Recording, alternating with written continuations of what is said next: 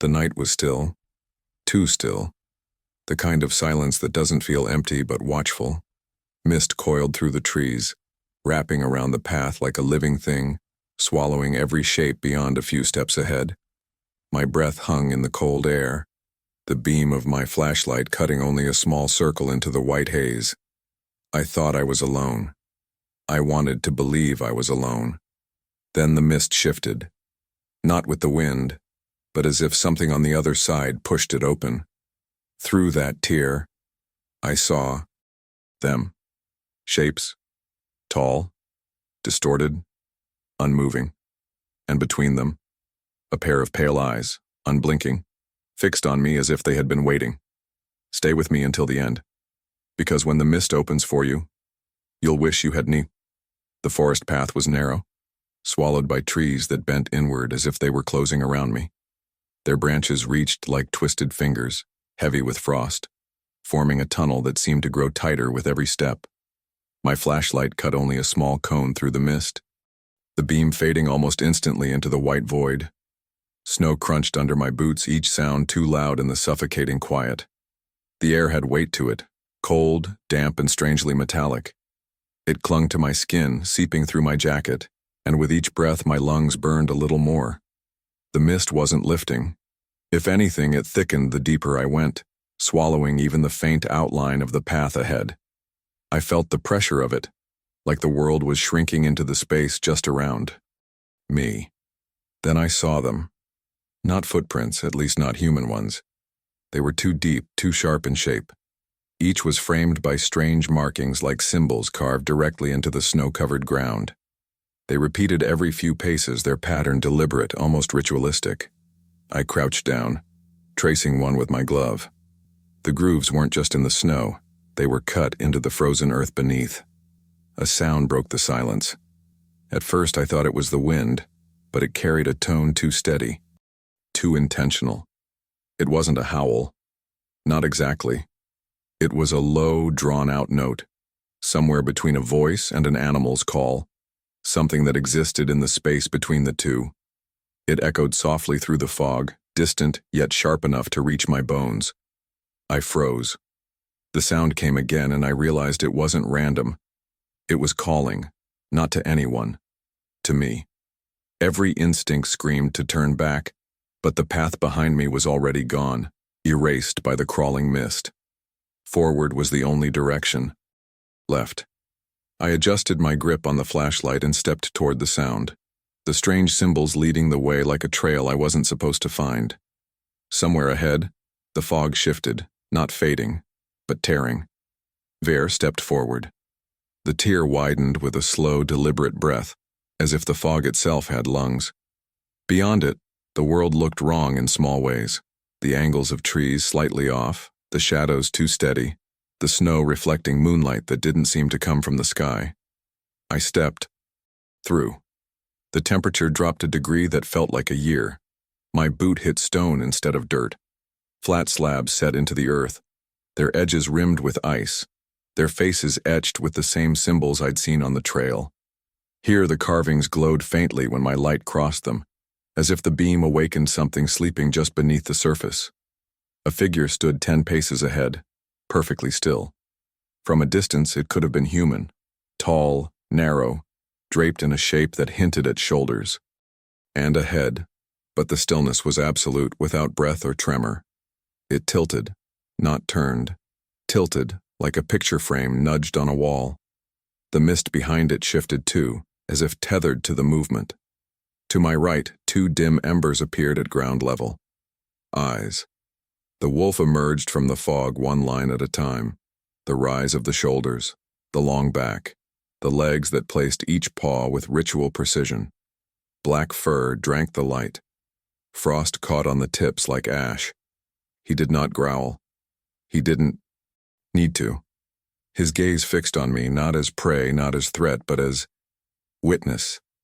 The sound came again, closer now. I felt it in my ribs more than I heard it. A held note, stretched thin, threaded with something that might have been words if language could exist at that pitch. It pressed softly against my sternum, then settled behind my heart. like a weight I hadn't noticed until someone removed it. The standing figure shifted once more, and the tier opened farther, revealing a corridor of bent trees, knitted together like ribs. Snow sifted down in slow, soundless flakes. My flashlight flickered but didn't fail. I moved. The wolf moved too, parallel, not leading, not following. Beside us, the carved stones continued at measured intervals. On some, the runes were bright enough to stain the fog with a pallid wash. On others, they were only scratches, as if time had tired before finishing the job. Halfway down the corridor, my breath changed. Each exhale formed a cloud that hung and did not disperse, like the air refused to accept it. When I walked through my own breath, it felt warm for an instant and then snapped cold against my face. Past the next bend, the path sloped downward so gently I would have missed it if not for the angle of the trees. That was when I realized the forest sounds were gone. Not quiet. Gone. The silence had texture, a velvet pressure around the ears, the kind that makes you swallow and swallow, searching for a pop that never comes. Movement in the periphery, not the wolf. Behind the standing figure, more shapes. Thin, hinged in the wrong places, their outlines fluttering as if seen through heat or water. They did not advance. They waited, making space the way a crowd makes space for a procession it cannot watch directly. I paused at a stone broader than the others.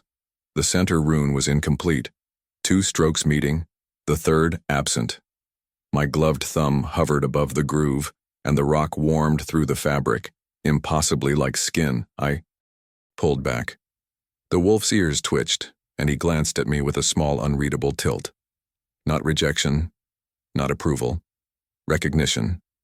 The corridor opened at last into a clearing ringed by monoliths. The snow stopped at a perfect circle in the middle, bare stone slick with ice, reflecting my light like a dark eye. The standing figure took one small step backward and vanished into the mist as if it had been a door all along. The others remained in the margins. Patient, patient, patient. The wolf stepped to the edge of the circle and waited. I crossed the final stretch of stone and the runes answered, rising in a faint, synchronized pulse that I felt in my teeth. Somewhere behind me, the tier side closed. Forward then. Only forward. Crossing into the circle was like stepping out of the world entirely. The moment my boot touched the bare stone, the air shifted, denser, charged, as though every particle carried a low hum that resonated through my bones. The cold was deeper here, but different. It wasn't the sharp bite of winter. It was a still, suffocating cold, the kind that seemed to come from within rather than around me. The monoliths loomed, taller than I'd first thought, their surfaces covered in runes that pulsed faintly, matching the rhythm of my heartbeat. Or maybe it was my heart matching theirs. Each symbol seemed older than the stone itself, etched with precision, yet worn by time in ways that didn't make sense. Some of the lines glowed silver blue, while others remained dark, as if waiting for something. The wolf had not moved. He stood at the far side of the circle, his gaze locked on me with an intensity that felt less like observation and more like memory. In the shadows between the monoliths, I saw them. Figures. Dozens. Motionless. Their outlines shifting subtly as though wrapped in a heat haze. None stepped forward. None blinked. But I felt their attention press against me from all sides. A faint warmth drew my eyes downward. In the center of the circle was a larger, incomplete rune carved into the stone, its missing line glaring in its absence. Without realizing it, I knelt, my gloved fingertips hovering above the groove. The instant I made contact, the warmth surged. Not enough to burn, but enough to make my breath catch. Images burst in my mind like fragments of a dream.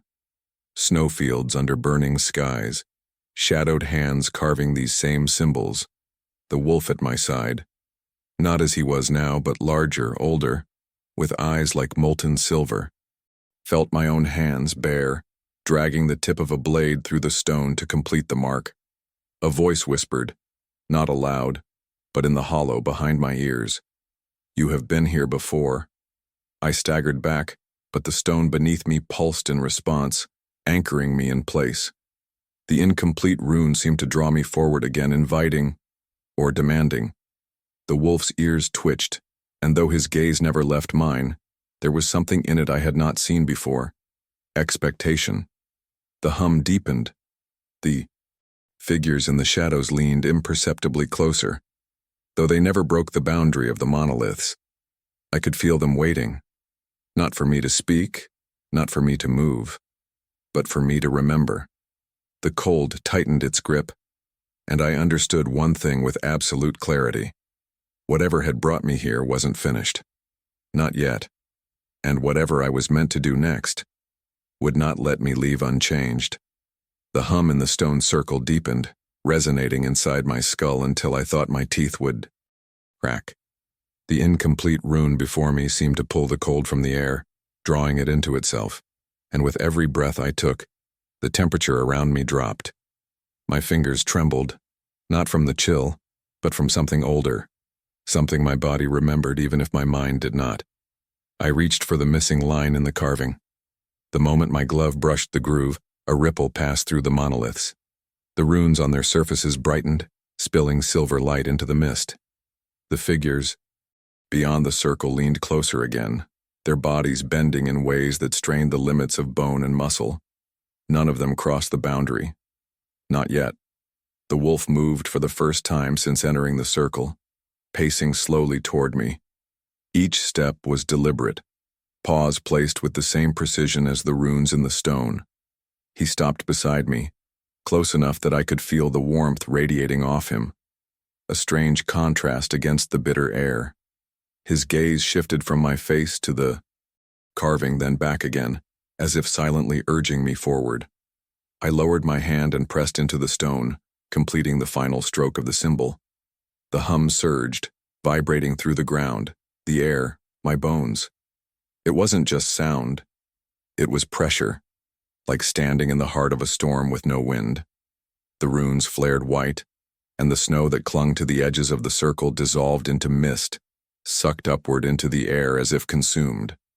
A shudder passed through the earth beneath my knees, and then the clearing wasn't a clearing anymore. The mist outside the circle twisted violently, forming spirals that opened into glimpses of somewhere else.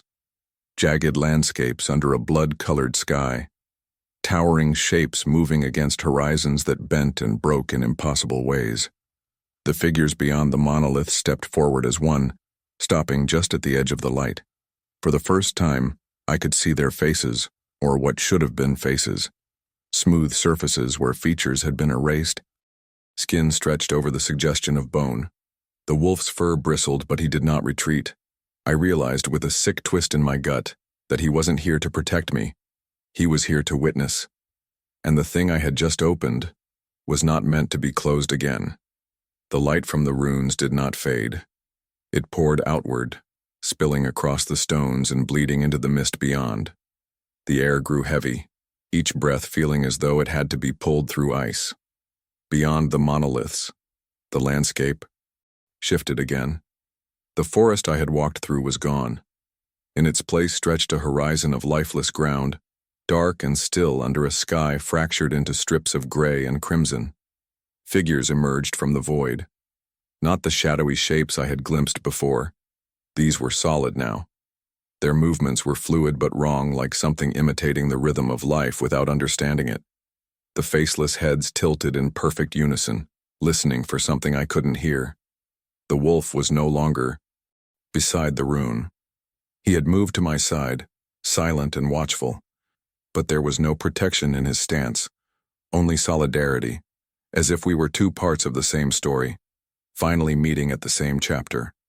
A tremor passed through the ground. The monoliths groaned, stone against stone, as though the runes carved into them were shifting beneath the surface. The air thickened, and the figures crossed the circle's boundary without hesitation. The rules had changed.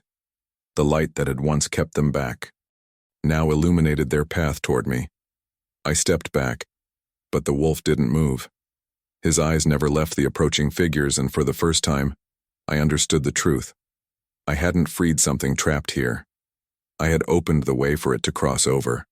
A voice, not a whisper this time, but a rasp that seemed to scrape against my thoughts, spoke from everywhere at once. Now, you stay. The horizon behind them fractured further, revealing glimpses of a place I could not name but somehow recognized. A place I had been, perhaps many times before. The cold closed in like a tightening fist, and every path back was gone. The wolf stepped forward, and I matched his movement without thinking. The mist folded around us, sealing off the last fragments of the world I had known. This was not the end. It was only the beginning. If you felt the cold seep through these words, if you saw the mist open in your mind, then like this video, share it, and join the pack. Because once the mist parts, for you, there will be no turning back.